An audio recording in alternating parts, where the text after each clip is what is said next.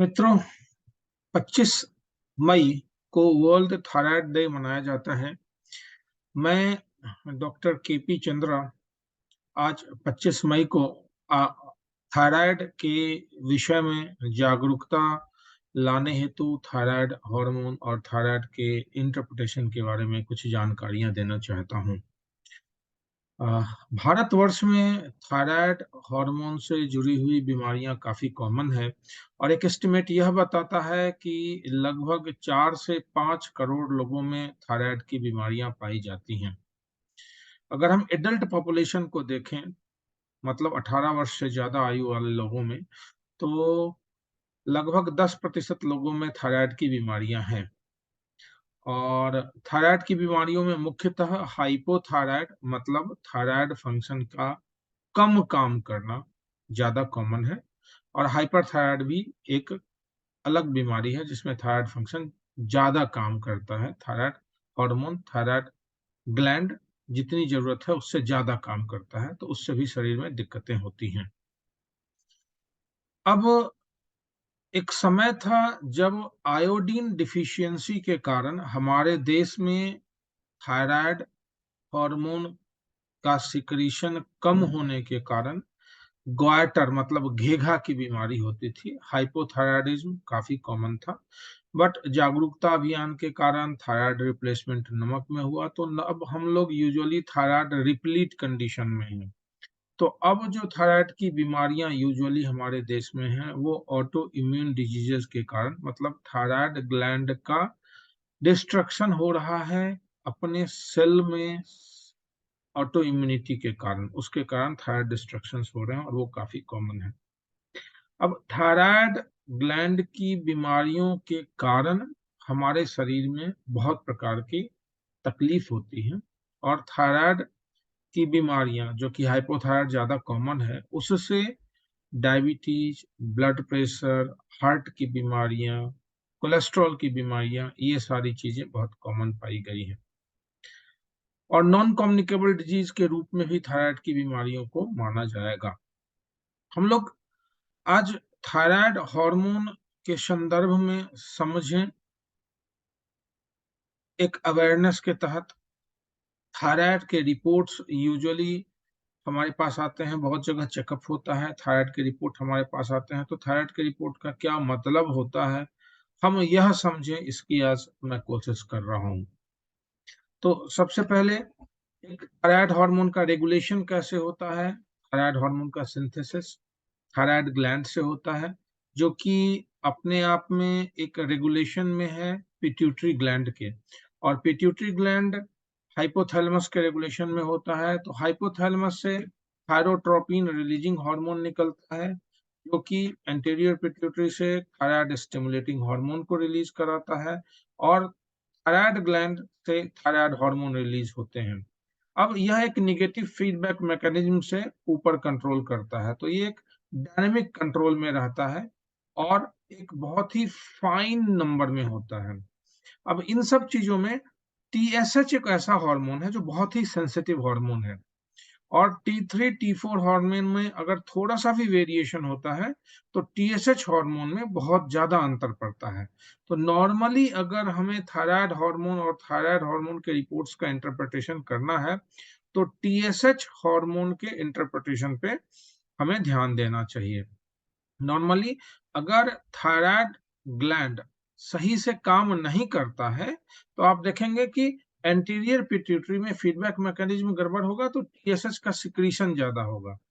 तो अगर टीएसएच बढ़ा हुआ है मतलब थायराइड ग्लैंड अच्छे से काम नहीं कर रहा, तो हाइपोथायराइड है। तो अगर किसी व्यक्ति का टीएसएच बढ़ा हुआ है मतलब उसका थायराइड ग्लैंड कम काम कर रहा है, जिसके एवज में एंटीरियर पिट्यूटरी ज्यादा सिक्रीट कर रहा है, तो हाइपोथायराइड हुए।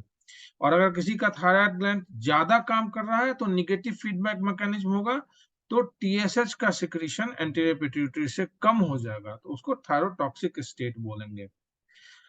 चेक कंडीशन होते हैं जहां पे कि थायराइड हार्मोन का फंक्शन टीएसएच के द्वारा हम नहीं पता कर पाएंगे। जैसे मान लीजिए सेंट्रल हाइपोथायराइडिज्म है या नॉन थायराइडल इलनेस है, वैसे कंडीशंस हैं या ट्रीटमेंट ऑफ थायरोटॉक्सिकोसिस है, वहां पे टीएसएच का इंपॉर्टेंस हमें नहीं पता चलता है, तो उस कंडीशन को हम लोग अलग से समझने की कोशिश करेंगे।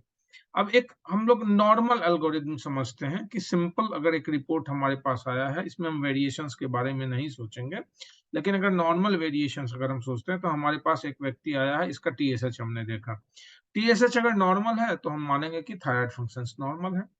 अब अगर टीएसएच किसी का हाई है तो इसके दो कंडीशन हो सकते हैं।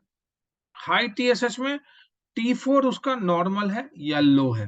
पहले मैंने बताया था कि टीएसएच अगर हाई है मतलब पेशेंट को हाइपोथायरायडिज्म है, थायराइड ग्लैंड उसका कम काम कर रहा है।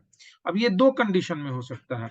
अगर उसका T4 नॉर्मल रेंज में है बट टीएसएच हाई है, तो क्लिनिकली तो उसका थायराइड नॉर्मल है बट लक्षण हाइपोथायराइड वाले हैं, तो उसे हम बोलेंगे सब क्लिनिकल हाइपोथायराइडिज्म। तो बहुत सारे कंडीशंस में सब क्लिनिकल हाइपोथायराइडिज्म में इलाज की जरूरत नहीं पड़ती है, कुछ एक कंडीशन है जहां इलाज की जरूरत पड़ेगी।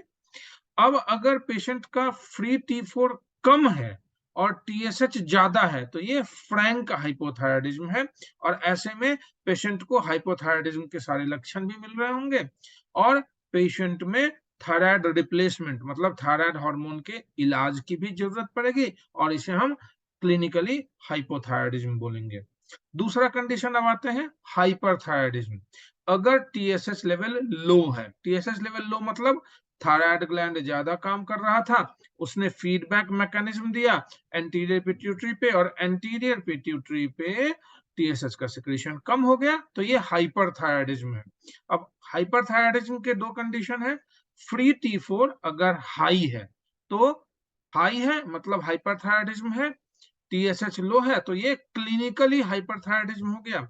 इसमें आपको कारण ढूंढना है और हाइपरथायरायडिज्म का इलाज करना है। दूसरा condition free T4 normal range में है लेकिन टीएसएच हाई है, मतलब कि क्लिनिकली पेशेंट को हाइपरथायरायडिज्म के फीचर्स नहीं हो सकते हैं बट उसे हाइपरथायरायडिज्म है चूंकि टीएसएच लो है, तो इसको हम बोलेंगे सब क्लिनिकल हाइपरथायरायडिज्म। यहां भी बहुत सारे कंडीशन में हमें इलाज की जरूरत नहीं पड़ती है, इवेल्युएट करना है कारण क्या है, बहुत जगह हमें इलाज की जरूरत पड़ती है। अब कुछ और पैटर्न्स को हम देखने की कोशिश करते हैं। एक तो हमने आपको बताया जब टीएसएच बढ़ेगा तो free T4 and free T3 घटेगा, और इसे हम बोलेंगे हाइपोथायरायडिज्म। जब फ्री T3 और T3 और T4 बढ़ेगा मतलब हाइपरथायरायडिज्म होगा, तो टीएसएच घटेगा जिसको हम लोग बोलेंगे हाइपरथायरायडिज्म। बहुत सारे कंडीशंस हैं। हाइपोथायरायडिज्म में ऑटो इम्यून थायराइडाइटिस होता है, हाइपोथायराइड फेज ऑफ थायराइडाइटिस होता है, नेक इरेडिएशन होता है। हाइपरथायरायडिज्म में ग्रेव्स डिजीज बहुत कॉमन है, पोस्ट इरेडिएशन थायराइडाइटिस वाले कंडीशंस हैं, प्रेगनेंसी रिलेटेड कंडीशंस हैं। अब सब क्लिनिकल वाले हो गए। टीएसएच तो घटा है लेकिन फ्री T3 और फ्री T4 नॉर्मल रेंज में है, तो टीएसएच घटा है मतलब यह हाइपरथायरायडिज्म वाला स्टेट है। फ्री T4 और फ्री T3 नॉर्मल है तो ये सब क्लिनिकल हो गया। उसी तरह टीएसएच बढ़ा है लेकिन T3 T4 नॉर्मल रेंज में है तो सब क्लिनिकल हाइपोथायरायडिज्म हो गया। अब एक दूसरा कंडीशन होता है जिसमें कि फ्री T3 फ्री T4 भी घटा है और टीएसएच को यूजुअली बढ़ना चाहिए, वो नॉर्मल है या घटा हुआ है, तो ये कंडीशन यूजुअली सेंट्रल में होता है। उसी तरह free T3 and free T4 बढ़ा हुआ है लेकिन टीएसएच को घटना चाहिए, वो घटने के बजाय बढ़ा हुआ है, तो ये सारे कॉम्बिनेशंस आपके थायराइड रिपोर्ट में हो सकता है, और हम लोग समझने की कोशिश करेंगे कि ये कौन से कंडीशंस हैं। तो सब क्लिनिकल हाइपोथायरायडिज्म मतलब कि free T3 and T4 normal range में है, टीएसएच घटा हुआ है, ऐसे usually recent treatment of hyperthyroidism में मिलता है। सब क्लिनिकल हाइपोथायरायडिज्म जिसमें कि टीएसएच बढ़ा हुआ है लेकिन free T3 and free T4 normal range में होता है, ये माल एब्जॉर्प्शन ऑफ थायरॉक्सिन में भी होता है, टीएसएच रेसिस्टेंस में भी होता है, और सब क्लिनिकल हाइपोथायरायडिज्म में होता है। अब एक कंडीशन ये है कि टीएसएच घटा हुआ है, free T3 and free T4 भी घटा हुआ है। यूजुअली है कि free T3 and free T4 जब घटेगा तो TSH को बढ़ना चाहिए फीडबैक मैकेनिज्म में, वो नहीं हो रहा। तो ये यूजुअली कब होगा? जब पिट्यूटरी के लेवल में गड़बड़ी हो रही है, तो पैन हाइपोपिट्यूटरिज्म हो। उसी तरह अगर free T3 and free T4 बढ़ा हुआ है तो TSH को घटना चाहिए, लेकिन अगर ऐसा कंडीशन हो जहां TSH नॉर्मल हो या बढ़ा हुआ हो, जब free T3 and free T4 बढ़ा हुआ है, तो ये यूजुअली कब होगा? जब पिट्यूटरी के लेवल में कुछ गड़बड़ी है, हाइपर पिट्यूटरिज्म, मतलब पिट्यूटरी TSH सिक्रेटिंग ट्यूमर अगर है, तो वैसे कंडीशन में कहेंगे। तो मित्रों, आज के डेट में आज मैं बस इसी के साथ हम बताना चाहूंगा कि थायराइड हार्मोन एक बहुत ही कॉमन डिजीज है। थायराइड के रिपोर्ट्स अक्सर हमारे पास हेल्थ चेकअप में आते हैं। थायराइड की रिपोर्ट को समझना चाहिए। थायराइड की बीमारी से बहुत सारे नॉन कम्युनिकेबल डिजीज एसोसिएटेड हैं, क्योंकि ये हमारे मेटाबॉलिज्म को अफेक्ट करता है।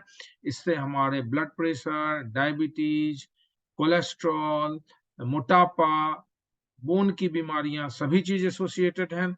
और एक स्वस्थ शरीर के लिए हेल्दी, स्वस्थ थायराइड ग्लैंड होना जरूरी है। Thank you very much. नमस्कार।